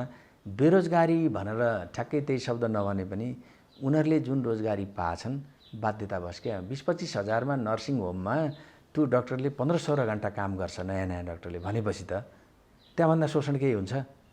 यो किन भएको डाक्टर साहब? हाम्रो शिक्षा प्रणाली, हाम्रो जुन पाठ्यक्रम छ नि त्यसको खराबी हो। जस्तो हामी कहाँको व्यावहारिक शिक्षाको प्रचलनै भएन। हामी हलो जोत्ने किसान चाहिँ 85% हो नि त, हलै काठैको हलो बनाएर जोत्नुपर्छ भन्ने होइन। त्यसलाई मोडिफाई गरेर आधुनिक रूपमा हामी खेत जोत्ने, खेतबारी जोत्ने हलो बनाउन किन सिकाएनौँ, किन पढाएनौँ? हामीले त्यो बाली नाली काट्ने साधन बनाउन किन सिकाएनौँ? हामीले त्यतातिरको शिक्षा भइदिया भए कम्तीमा राज्यको मुख ताकेर बस्नुपर्ने त थिएन। उसले आधुनिक प्रविधि अपनाएर नयाँ नयाँ उत्पादन त गर्न सक्थ्यो होला। हामीले मदर टेरेसा पढ्न सिकायौँ, हामीले फ्लोरेन्स नाइटिङ्गेल पढ्न सिकायौँ, हामीले अब्राहम लिङ्कन पढ्न सिकायौँ। हामीले त्यसले के फाइदा गर्यो? अनि त्यो शिक्षा प्रणालीमा त्यो त्यो त्यो पाठ्यक्रमै नमिलेर यो भएको हो कि खास के भएको? होइन, यस्तो छ तपाईँको अब केही त अन्तर्राष्ट्रिय अनुसार मापदण्ड अनुसार पढाउनु पर्ने हुन्छ हामीले योग्य बनाउनुको लागि। अनि तपाईँले भनेको कुरो जायज छ। हाम्रो देश विकास गर्नलाई यो देशलाई जस्तो चाहिने हो त्यस्तो म्यान पावर चाहिँ निकाल्न, हलो बनाउन, कोदालो बनाउन, जुवा बनाउन किन सिकाएनौँ? त्यो पनि फेरि पहिला पौराणिक परम्परादेखि जे चल्दै आएको थियो त्यही भने पनि होइन, त्यसलाई मोडिफाई गर्न सकिन्छ। त्यो मोडिफाई गर्न सकिन्छ, त्यो सिकाउनु पर्ने हो। यो पहिला थियो अलिकति भए पनि। त्यो कहाँ थियो भन्दा राजा महेन्द्रले नयाँ शिक्षा प्रणाली भनेर लागू गरे। नयाँ शिक्षा प्रणालीमा चाहिँ व्यावसायिक शिक्षा भनेर हाई स्कुलमा लागू भयो र व्यावसायिक शिक्षा राम्रो थियो है। महेन्द्रले लागू गरे। महेन्द्रले लागू गरे। अब महेन्द्र त मरिहाले होइन, हामीले देख्न पाएनौँ। राजा महेन्द्रको भिजन चाहिँ धेरै माथि थियो। यो वर्तमानको कोही नेताहरूमा यो देखिँदैन, छैन। भनेपछि तपाईँले ठ्याक्क ल्याइहाल्नुभयो 2028 सालमा जब पाठ्यक्रम परिवर्तन भयो, महेन्द्रको अन्त्य भइसकेपछि त्यहाँ चाहिँ पश्चिमा कल्चर, पश्चिमा संस्कृति, पश्चिमा पाठ्यक्रम हावी भयो। जति बेला योगी नरहरिनाथले विद्रोह गर्नु परेको थियो भन्ने कुरा पनि हामी सुन्छौँ। त्यसपछि नै नेपालको शिक्षा पद्धति निरन्तर ओह्रालो लाग्यो र विदेशी शिक्षा पद्धति यहाँ लादियो। विदेशी शिक्षाको प्रभाव भयो र आज यो भयो। महेन्द्रको शिक्षा पद्धति अँगाल्न नसक्दा देशको हालत यो भयो भन्छ नि, यो साँचो हो? त्यो पनि त्यो 100% साँचो होइन। त्यो पनि त्यतिखेर नि के कमी थियो त भन्दा त्यहाँ केही कमजोरी थियो। व्यावसायिक शिक्षा भनेर लागू गरे। त्यो व्यावसायिक शिक्षाको अब हाई स्कुलमै 400 को हुन्थ्यो। त्यो 400 को व्यावसायिक शिक्षा जस्तै पशुपालन, कुखुरा पालन, अनि तपाईँको अन्न खेती, लेखा भनेर यसरी छुट्याएको थियो कि। त्यो 400 को पढेपछि उसले जस्तो पशुपालन 400 को पढ्यो भने अहिले हाम्रो चाहिँ जेटी भन्छ, जेटी भन्ने छ नि, जेटी भन्ने छ नि, त्यो लेभलमा उसले सिधै जागिर पाउँथ्यो। त्यो थियो, व्यावहारिक थियो नि त, व्यावहारिक थियो। अनि त्यहाँ पनि कमी चाहिँ के थियो भन्दाखेरि त्यो एउटा इङ्ग्लिस र म्याथ भन्ने विषयमा विद्यार्थीहरूलाई यति गाह्रो गराइन्थ्यो कि त्यो पासै गर्न सक्ने बनाइदिएको थियो। हाई स्कुलबाट एसएलसी पास गर्नु भनेको त्यो ठुलो विद्वान मानिन्थ्यो कि कुनै जमाना थियो नेपालमा। अनि त्यसलाई सुधार गरेर त्यो बाँकी कुरालाई त अँगाल्न सकिन्थ्यो। त्यो तपाईँको कुरो एकदम ठिक छ, त्यसलाई सुधार्न सकिन्थ्यो। अब एकाएक चाहिँ त्यो शिक्षा भङ्ग गरेर अब राजा महेन्द्रले ल्याएको भन्ने पूर्वाग्रह रह्यो। पश्चिमाको इन्ट्रेस्ट पनि थियो। पश्चिमाको इन्ट्रेस्ट चाहिँ त्यो त कहाँ, पश्चिमाको इन्ट्रेस्ट नभनौँ, त्यो नयाँ शिक्षा ल्याउनेको लागि चाहिँ अमेरिकन एड थियो कि, पश्चिमाहरूले लगाएको सहयोग गरे हो। त पश्चिमाहरूले गरिदिएको सबै कुराहरू गलत चाहिँ होइन।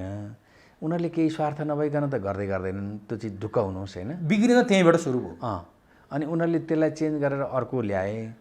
अब कोर्स चाहिँ 2-2 वर्षमा चेन्ज हुने, कहिले 700 पुडाङ, कहिले 900 पुडाङ, कहिले 9 र 10 एकैचोटि जाँच दिनुपर्ने, कहिले 10 क्लासको मात्रै दिनुपर्ने, यस्तो त धेरै पटक भयो। र यो तपाईँले भनेको त्यो शिक्षा, व्यावसायिक शिक्षा प्रणाली, त्यो नयाँ शिक्षा प्रणालीमा थियो।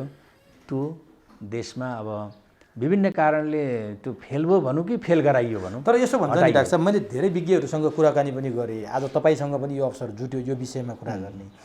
कुनै देशलाई ध्वस्त पार्नु छ, कुनै देशलाई बर्बादी बनाउनु छ भने सबभन्दा पहिला त्यो देशको शिक्षा र संस्कृतिमा प्रहार गरेपछि सबैभन्दा सजिलो हुन्छ भन्न चाहिँ सबैभन्दा ठुलो हतियार नै त्यही हो भनिन्छ। मिसाइल, हजारौँ मिसाइल भन्दा पनि शक्तिशाली हतियार त्यही हो, जसले बिस्तारै बिस्तारै स्लो पोइजनको रूपमा त्यो ध्वस्त पार्दै जान्छ भनिन्छ। हो, त्यहीबाट छिरेर महेन्द्रले सुरु गरेको पाठ्यक्रम अथवा त्यो शिक्षा पद्धतिलाई ध्वस्त पारेर तपाईँले भनेको अमेरिकन एडमा उनीहरूले त्यो शिक्षा नयाँ पाठ्यक्रम लागू गरे नि, त्यसपछि आज ध्वस्त भयो र आज त्यसको उदाहरण सानो रूपमा स्कुलहरूमा सामान्य विद्यार्थीले पढ्ने अङ्ग्रेजी किताबमा नेपालका मठ मन्दिर होइन, नेपालका सम्पदाका कुरा होइन, विदेशीका नाम त्यहाँ राखिन्छ, विदेशीका खानेकुराहरू त्यहाँ राखिन्छ। हामीले खाने त्यो ढिडो त्यहाँ हुँदैन, हामीले खाने पिँडालु त्यहाँ हुँदैन, मकै भटमास हुँदैन, त्यो विदेशी खानाहरू त्यहाँ राखिन्छ, पिज्जा छ, बर्गर छ। हो यस्ता यस्ता कुरा सिकाएर विद्यार्थीको ब्रेन वास गरेर बिस्तारै हाम्रो देश ध्वस्त पारिँदैछ। जुन कुरामा अमेरिका सफल भयो भन्छन्, त्यहाँबाट बिग्रियो भन्छन्। हो क्या अब मैले उदाहरणसहित भनिदिइरहेको छु तपाईँलाई। तर्ककै कुरा हो, एउटा चिज चाहिँ साँचो हो तपाईँले भनेको। त्यो के हो भन्दाखेरि कुनै देशको धर्म संस्कृति शिक्षा बिग्रियो नष्ट भयो भने त्यो देश वास्तवमा उँभो लाग्दैन, त्यो देश चाहिँ सिद्धिने नै हो। त्यो कुरो साँचो हो। अब यसै क्रममा यो देशमा अहिले जति हाम्रो हिन्दू फिलोसफी पढाइनु पर्थ्यो, हिन्दू दर्शन, आज नैतिक शिक्षा पढाइन्न, संस्कृत शिक्षा पढाइँदैन। त्यो हिन्दू फिलोसफीभन्दा बढी चाहिँ अहिले क्रिस्चियन फिलोसफीमा गयो। त्यो हिन्दूहरू चाहिँ दोषी हुन्, यिनीहरू काम लाग्दैनन्, राम्रो भनेको त क्रिस्चियन धर्म हो भनेर यसरी येशूको भजन गाउन चाहिँ बढी सिकाउन थालियो। यो कुरो तपाईँले भने आंशिक रूपमा साँचो छ। र अब यो सबै कुरो पश्चिमाहरूले गरिदिए भनेर दोष दिनु त त्यो चाहिँ हामी फेरि लायक हुँदैनौँ। किन भन्दाखेरि हामीले हाम्रो देश सुहाउँदो शिक्षा आफै डेभलप गर्नुपर्छ। हाम्रो देश सुहाउँदो शिक्षा हामी त्यो भारी नबोकौँ न त। यो विभिन्न याड आए भन्दैमा, पैसा आयो भन्दैमा भारी बोक्दा तपाईँले भने जस्तो नेपालको शिक्षा, स्वास्थ्य, धर्म, संस्कृति सक्न उनीहरू उद्धत भएर लागे भन्ने कुरा त हाम्रो चेतनाले थाहा पाउनु पऱ्यो नि। शासक हाम्रो चेतनाले शासकहरूलाई थाहा नभएको पनि होइन। यहाँ त कस्तो भने लोभी पापी धेरै भए क्या, लोभी पापी धेरै भए। उनीहरूको योजना अनुसार काम गरिदियो, उनीहरूले ल्याएको प्रोजेक्टहरू लागू गरिदियो भने उनीहरू त्यसबाट लाभान्वित हुने भए, अर्थको लाभ हुने भयो, धेरै ठुलो आर्थिक चलखेल हुने भयो। अनि उनीहरूलाई व्यक्तिगत लाभको लागि देश र जनतालाई ढाल बनाउन त भएन नि। होइन, हो त्यो साँचो कुरो हो। बन्धक बन्यौ क्या? हो, हामी बन्धक बन्यौँ, त्यो सत्य कुरा हो। अब हामी आफै सचेत भएर वकालत नगर्दासम्म उनीहरूले यो गरिरहन्छन्।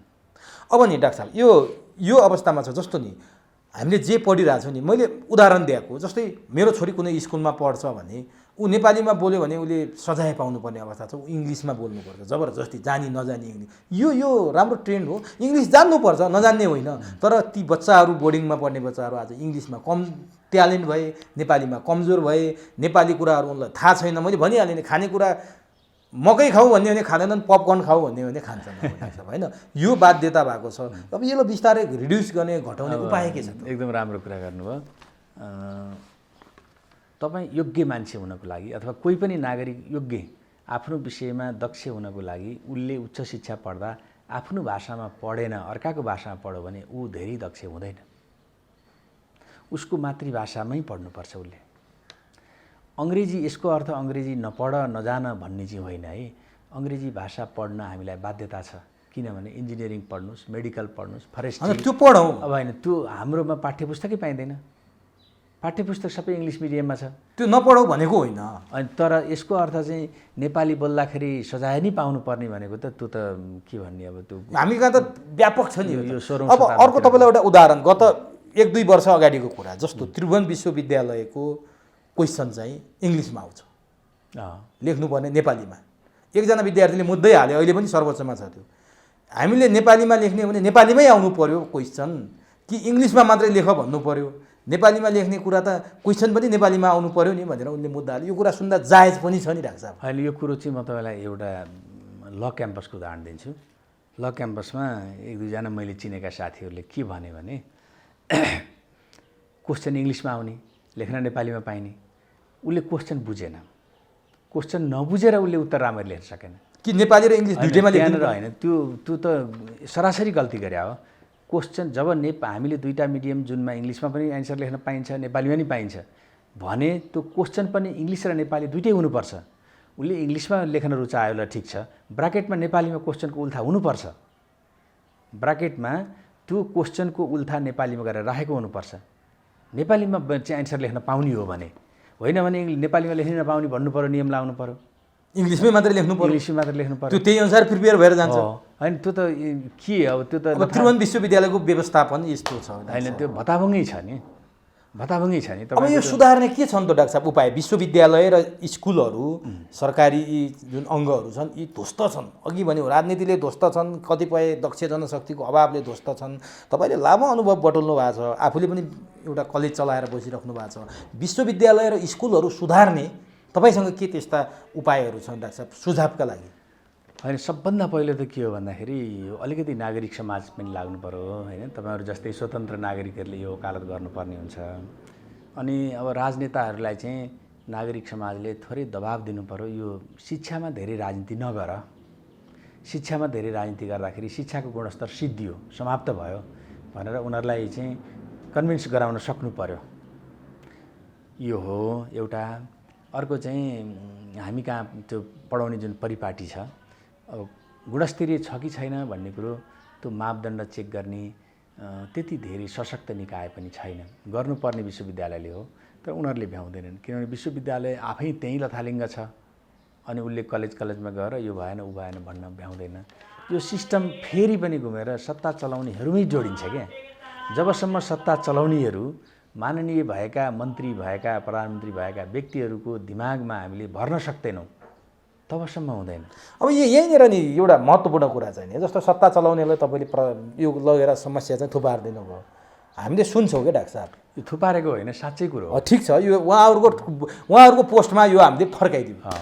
अब एउटा कुरा के व्यापक चल्छ भने जो विश्वविद्यालयमा पढे, नेता भए, मास्टर्स गरे, पिएचडी गरे, त्यो राजनीतिक ब्याकग्राउन्ड त्यो विश्वविद्यालय स्कुलले बनाए नि, तिनीहरू पढ्दैनन्, राजनीति गर्छन्। उनीहरूले दबाबमा पास गरेको सर्टिफिकेट पाउँछन्, कसैलाई लेख्न लाउँछन्, सेटिङमा आउँछन् भन्ने व्यापक सुनिन्थ्यो। 1 नम्बर।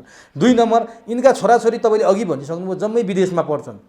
अनि यहाँ के भइरहेको छ, पढाइ भएको छ कि छैन, गुणस्तरीय छ कि छैन, राम्ररी फङ्सन भएको छ कि छैन, यिनीहरूलाई मतलबै छैन। मन्त्री भयो, अब त अहिलेकै मन्त्री देवेन्द्र पौडेलका छोराछोरी अमेरिकामा छन्। उहाँले त प्रष्ट भन्नुभयो कि जङ्गलमा बसाउने भनेर उहाँले भन्नुभयो, शिक्षा मन्त्री। उहाँको उदाहरणको लागि मात्रै भने। अनि यस्तो तरिकाले सरकारी स्कुलमा पढाउँछन् शिक्षकहरू, छोराछोरी बोर्डिङमा पढ्छन्। प्राध्यापकहरू सरकारी कलेजमा पढाउँछन्, छोराछोरी निजी कलेजमा पढाउँछन्, सके विदेशमै पढ। अनि कसरी हुन्छ त डाक्टर साहब शिक्षाको विकास? यो सायद तपाईँतिर पनि आउँछ होला यो प्रश्न फेरि। अनि यस्तो हो, कुरो चाहिँ के हो भन्दाखेरि समग्रमा समाज जसरी चलेको छ नि, थिति व्यथितिको कुरो तपाईँले पछि पर्गेल्नुहुन्छ, पछि विश्लेषण गर्नुहुन्छ। समाज जसरी चल्या छ तपाईँ त्यसै गरी चल्ने हो।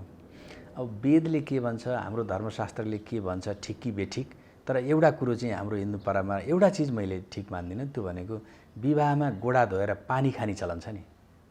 मैले पछिल्लो समयमा सबै कुरो स्वीकारे पनि गोडाको पानी खान चाहिँ बन्द गरेको छु।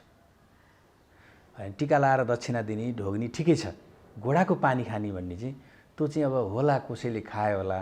हाम्रो धर्मशास्त्रले के भन्छ मैले सबै पढेर त्यो ज्ञान हासिल गर्न त सकेको छैन। तर पनि फेरि तपाईँ जानुभयो भने आफ्ना चेलीबेटीको बिहे भएको छ भने तपाईँले पनि त्यसै गरी गोडा धोएर पानी चाहिँ सुरुप पार्नुहुन्छ। त्यो समाजले केही भन्छ कि भनेर कतिपय यस्ता चलन छन्, रीतिरिवाजहरू तपाईँले नमान्दै स्वीकार नगर्दै समाजले स्वीकारेको छ, त्यही कारण मैले गर्नुपर्छ, नत्र म बेकुब बन्छु भनेर पनि गर्नुहुन्छ। मैले छोराछोरी समाजले पठायो विदेश, मैले पठाउनु पर्छ। समाज छोराछोरी पठाउनु भएन भने त तपाईँ बेकुब हुनु हो। तर सामान्य भुइँ मान्छेले के गर्ने? सामान्य त्यो त्यही हो। पीडित त के हो भन्दाखेरि, पीडितको त यो देशमा अन्तिममा गएर बस्ने मान्छे को हो थाहा छ त मलाई? अशक्त, गरिब, अनि त्यसपछि असहाय, बुढा, 70-75 कटेका, तिनीहरूको यो देश हो। अनि यहाँबाट चाहिँ युरोप अमेरिका होइन, तिनीहरूको यो देश होइन, तिनीहरू यी नागरिक होइनन्। यो नागरिक हुन् नि। अनि नागरिक पनि दर्जाका हुन्छन्। त्यस्ता अशक्तहरूमाथि अनि बस्ने को त भन्दा राजनेताहरू बस्छन्। किनभने उनीहरू त अन्त गयो भने फेरि बिक्दैनन्। तर भन्छन् नि बेला बेलामा, अब हाम्रा पार्टीका सबै नेताले चाहिँ छोराछोरी सरकारी स्कुलमा पढाउनुपर्छ, सरकारी स्कुलमा निजीमा पढाएका भए पनि सार्नुपर्छ भन्छन् त। फेरि भन्नु गर्दैन भन्छन्, त्यो लागु। प्रचण्डले यही कुरा भने, छोराछोरी युलियन्समा छोरा नाति युलियन्समा पढाउँदा रहेछन्, नाति नातिना। होइन, ठिक छ। अब फेरि यो क्वेसन धेरै नउठाउनु होला, किनभने तपाईँले के उत्तर पाउनुहुन्छ भने कि हामी चाहिँ नागरिक होइनौँ, हामी चाहिँ नेपाली होइनौँ भन्ने उत्तर पाउनुहुन्छ। त्यसैले अब किन टेन्सनमा रहनु, अब जहाँ पढ्छन् जसले जहाँ सक्छ त्यहीँ पढाउँछ भन्नेतिर जाउँ। अनि सरकारीको विकास कसरी हुन्छ? सरकारीको जस्तो विकास कुनै नेता बाटो त्यही बाटो धुलो मैलो भएको खाल्डा खुल्डी भएको बाटोबाट गाडी चढेर गए पो थाहा हुन्छ उसलाई यो बाटो यस्तो छ भनेर। अब शेरबहादुर देउबा डडेलधुरा गाडीमा नगएको कयौँ 20औं वर्ष भइसक्यो अरे, उनलाई त्यो बाटो के थाहा होइन। त्यसकारण यदि नदीको गहिराई थाहा पाउने हो भने त डुब्नु पर्यो नि नदीमा डाक्टर साहब। त्यसकारण नेताहरूले अथवा शिक्षकहरूले प्राध्यापकहरूले सरकारी स्कुलमा पढाउनु पर्यो नि। जागिर चाहिँ सरकारी खोज्छौँ हामी, मरी नाम निकाल्न। अहिले छोराछोरी चाहिँ निजीमा पढाउने, विदेश पठाउने। अहिले चाहिँ अब हामीले कुरा गर्दा गर्दै सरकारका कमजोरीको विषयमा धेरै कुरा गऱ्यौँ। अब राम्रो पक्षमा नि एकछिन कुरा गरौँ न त। के छ त राम्रो पक्ष के छ भन्दाखेरि, यदि सरकारी विद्यालयमा पढेको छैन भने उसले नेपाल सरकारको स्कलरसिप चाहिँ पाउँदैन। स्ट्रिक्टली लागू भएको छ यो। तर के सरकारी स्कुलहरूमा अहिले मेरै जिल्लाको कुरा गर्दा पनि बोर्डिङबाट आफ्ना छोराछोरीलाई निकालेर सरकारी स्कुलमा राख्न थालेका छन्। त्यो कोटा पनि छैन, भरि भराउ भइसक्यो। त्यहाँ अहिले सिट पाइँदैन हो। तपाईँको म बुटोल लामु समय बस्या हुनाले खुब बुटोलमा कालिका मावि र कान्ति मावि दुईवटा स्कुल छन्। जुन स्कुलमा चाहिँ त्यहाँको प्रिन्सिपल मेरो साथी हुनुहुन्थ्यो कान्तिमा, उहाँले आफ्नो छोरीलाई अन्तबाट निकालेर ल्याएर त्यहाँ भर्ना गर्नु। अहिले देशव्यापी रूपमा यो ट्रेन्ड बढिरहेको छ। अनि एउटा अर्को पनि भयो, अहिले नि सुधार के भएको छ भने अब सरकारी विद्यालयमा नपढाएर अनि प्राइभेट स्कुलमा चाहिँ किन पढाउँछ त टिचरले भन्दा त्यही अङ्ग्रेजी मिडियमको लागि रहेछ, अङ्ग्रेजी बढी जानोस् भनेर। अनि के गरे सरकारी स्कुलहरूले भने मिडियम इङ्ग्लिसमा पढाउन थाले। हो, इङ्ग्लिस मिडियममा पढाइदिएपछि अरू त अब जुन सरकारीमा टिचरहरू छन् नि धेरै क्वालिफाइड छन्, उनीहरूले ट्रेन्ड छन्। सरकारको बजेटबाट उनीहरूले 3 महिने 10 महिने 4 महिने फेरि एउटा प्रश्न उठ्छ क्या डाक्टर साहब। सरकारी स्कुलमा तलब त्यो धेरै तलब खान्छन् विद्यार्थी, त्यस्ता उत्पादन हुन्छन् जो चाहिँ बोर्डिङकासँग निजीसँग प्रतिस्पर्धा गर्न गाह्रो छ। निजी स्कुलमा पढाउनेको तलब न्यून छ तर त्यहाँका विद्यार्थी उम्दा भएर निस्किन्छन्। कारण चाहिँ के रहेछ यो? त्यहाँ मिहिनेत गर्ने तर धेरै पैसा खाने सरकारी शिक्षक प्राध्यापकले चाहिँ मिहिनेत नगर्ने, त्यो त देखियो नि। होइन के हो भन्दा यो चाहिँ यो प्रशासनको कुरो गर्दाखेरि चाहिँ राज्य सरकारलाई अब त्यहाँ दोष आउँछ। तपाईँ नेपाल सरकारको कुनै मन्त्रालय विभागमा जानु हो, 5 मिनट टाइम दिँदा तपाईँको चिठीमा सही गरेर उसले दिन सक्छ भने पनि उसले भोलि आउनुहोस् भनिदिन्छ। त्यो एक खालको त्यो ब्युरोक्रेटिक सिस्टम त्यहाँ शिक्षकमा गए नि पाउनुहुन्छ, सरकारी भन्ने बित्तिकै अन्तत अब जहाँ गए पनि उलागमा जानुहोस् कि शिक्षामा जानुहोस् कि राजस्वमा जानुहोस् कि जहाँसुकै जानुहोस्, त्यो जनताको सेवा गर्नुपर्छ है भन्ने भावना भित्रबाट फिलिङ भएन क्या। त्यो विकास हुनु पर्यो पहिला। हामी जनताको सेवा गर्न बसेका हौँ। यो जनताको सेवा गरे बापतमा जनताले तिरेको करबाट रगत पसिनाको कमाइ हो नि त। त्यो ट्याक्स नतिर्दिने हो भने त तलब कहाँबाट खाने हुन्? त्यहाँबाट हामीले तलब खाछौँ। यो तलब ट्याक्स हो, ट्याक्स भनेको जनताको पसिना यो कमाइ हो, हामीले उनीहरूको सेवा गर्नुपर्छ भन्ने चाहिँ त्यो भावना भएन क्या। सबभन्दा त त्यो हो। नैतिक शिक्षाको कमी भयो। नैतिक एकदम अब मैले यहाँ यसो भनिरहँदाखेरि मान्छेहरूले सुन्यो भने यसले मात्रै जाने रहेछ नैतिक शिक्षा भन्न सक्छ। अब जो जहाँ बसेको छ, जो मान्छे जहाँ बसेको छ, प्राइभेट होस् या सरकारी, उसले आफ्नो ड्युटी चाहिँ इमान्दारीपूर्वक गरिदिनु पर्यो।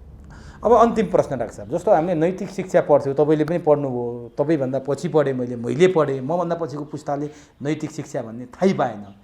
संस्कृत पढेँ मैले, तपाईँले झन् पढ्नुभयो। मैले पढेँ होइन, स्कुलमा त हुन्थ्यो नि एउटा स्कुलमा पढेँ अलिकति त त्यही संस्कृतको कुरा गरेँ मैले। तर आज त्यही संस्कृत पनि छैन, त्यही नैतिक शिक्षा पनि छैन। त्यो हटाएर हामीले के ठुलै चाहिँ सफलता हात पार्यौँ कि त्यो जरुरी रहेछ त? होइन, त्यो गलत हो। नैतिक शिक्षा तपाईँको आफ्नो समाज बुझ्नलाई, आफ्ना पुर्खाहरूलाई बुझ्नको लागि, संसार बुझ्नको लागि नैतिक शिक्षा यति ठुलो विषय हो जुन त्यही विषय हटाइदियो। त्यो विषय हटायो। अब कुन चाहिँले मूर्ख भएर हटायो त थाहा छैन। को मन्त्री थियो, को सचिव थिए, अब ती वरिष्ठहरूले हटाउने हो, तलकाले हटाउँदैनन्। यो त्यो पनि विदेशी दबाब हो भन्ने चाहिँ हामी सुन्छौँ। विदेशी दबाब होला, किनभने यो देशलाई क्रिस्चियनिटी पुरा क्रिस्चियनमय बनाउने, प्रपञ्चका साथ येशूको मात्रै भजन गाउने बनाउने भन्ने चाहिँ पश्चिमाहरूको हो। उनीहरूले 10-20 अरब खर्च गर्नु त ठुलो कुरै भएन। त्यही डिजाइनमा संस्कृत र नैतिक शिक्षा हटाइयो। त्यो 10-20 अरब खर्च गरेपछि त हाम्रो यहाँको त भयभरका सबै नेताहरूलाई प्रभाव पार्ने भयो। उसले जति किने पनि सबै ब्युरोक्रेट्सलाई प्रभाव पार्ने भयो। सबै कुरो चाहिँ केले बिगारेको छ भने हाम्रो आर्थिक दरिद्रताले गर्दा के हामी गरिब छौँ। यो गरिब हुनुमा चाहिँ चिन्तनमा दरिद्रता हो कि आर्थिक दरिद्रता हो यो छुट्याउन अलिक गाह्रो छ। चिन्तनमा पनि दरिद्रता देख्छु म अहिले चाहिँ। र आर्थिक दरिद्रता अब कति भए पुग्ने भन्ने भएन कि जति पनि खाने कति भए पुग्ने, कति चाहिएको हो त। अब प्रचण्डलाई कति चाहियो, शेरबहादुरलाई कति चाहियो होला है, अब हाम्रो केपी ओलीलाई कति चाहिएको, माधव नेपालजीलाई कति चाहिएको, जो वरिष्ठ नेताहरू हुन् उनीहरूलाई त पुग्ने छ भन्ने हाम्रो छ नि त त्यो धारणा। अब त नकमाउ भइगयो, अब जनताको लागि सेवा गरौँ भन्नुपर्ने नि। अहिले पनि उनीहरू चाहिँ त्यसैमा छन्। आशा गरौँ अब उनीहरूको सद्बुद्धि पलाउँछ कि पलाएन भनेपछि जनताको पलाएर केही हुन्छ कि होइन। पलाएन भने यो देशमा अर्कै चिज पलाउँछ। त्यो भनेको के हो भने यो सिस्टम कोल्याप्स हुन्छ। यदि उनीहरूको अहिले पनि बुद्धि पलाएन र जनतालाई सन्तुष्ट दिलाउन सकेनन् भने देशमा चाहिँ यो भइरहेको सिस्टम रहँदैन। हस् डाक्टर साहब, समय दिनुभयो, अत्यन्तै महत्त्वपूर्ण विषयमा छलफल गर्ने यो अवसर प्रदान गरिदिनु भयो, यसका लागि तपाईँलाई हार्दिक धन्यवाद।